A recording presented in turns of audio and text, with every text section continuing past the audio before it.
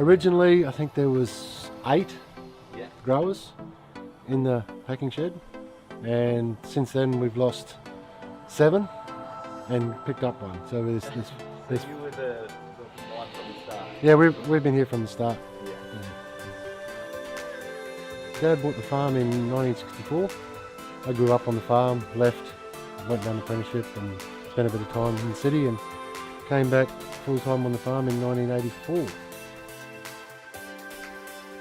My brother's a boiler maker, so he's pretty much the maintenance and building and he takes care of all the ground prep and all that sort of stuff, and I sort of run an eye over the nutritional program of the pineapples, and then we jointly share all the other jobs, you know, hire labour and managing of labour, and so it's pretty evenly spread. It depends on who gets the job on the day.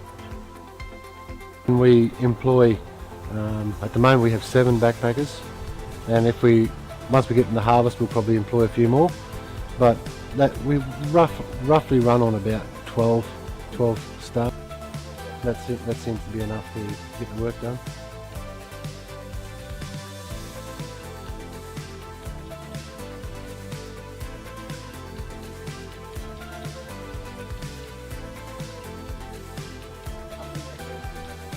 We've got 240 hectares. When you first started, or when your dad started, when you bought the farm, He had 2 hectares. 2 hectares, 2 hectares of cleared ground. Yeah. When he bought the farm. So since then we've acquired a couple of blocks adjacent to the original farm. Being just the 2 of us, Yeah. that's more than enough. At times it's too much, but yeah, we can manage it, but any more we couldn't handle.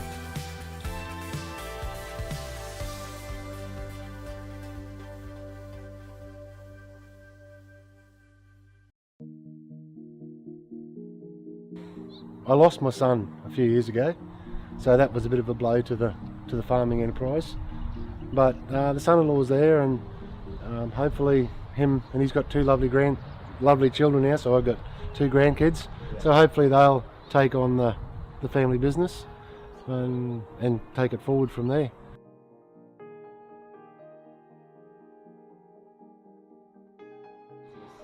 We have local pineapples 12 months of the year.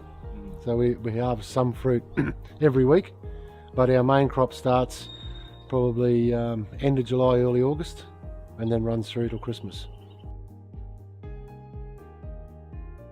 We've supplied Golden Circle on and off over the years, Yeah. but the logistics is the biggest problem with Golden Circle, which we're a long way away from the cannery, and the freight is always an issue because of what they're paying and what it costs to get them to Brisbane. But generally we've always been fresh fruit growers, and that's the sole aim of our business, is fresh fruit. Earlier this year, when there was the pineapple glut, were you personally affected by it? Was there... With the glut? Yeah. Oh yeah. yes. Yeah? Yeah, no. Was that a stack of your produce? There was a stack of our produce. A lot of it was picked and sent to market and received nothing. Like the returns were negative. Yeah. But I mean, that's just one of those things. Nobody could foresee it.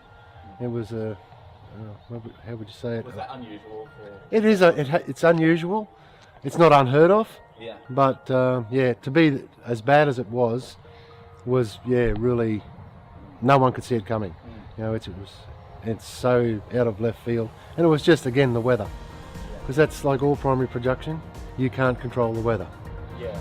And it plays such a large role in when your crop's ready to pick. Yeah.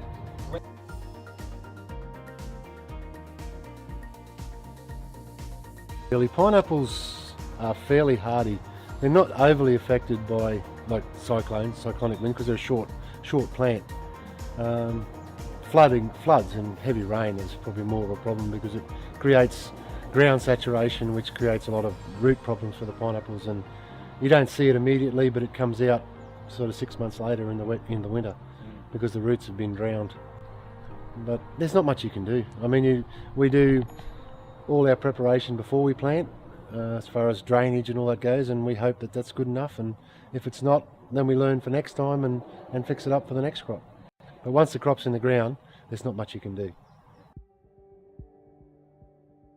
Well, we plant about 1.1 million plants every year, and so we harvest them plus a return crop of about 1 million. So we're probably picking about 2.1 million pineapples a year.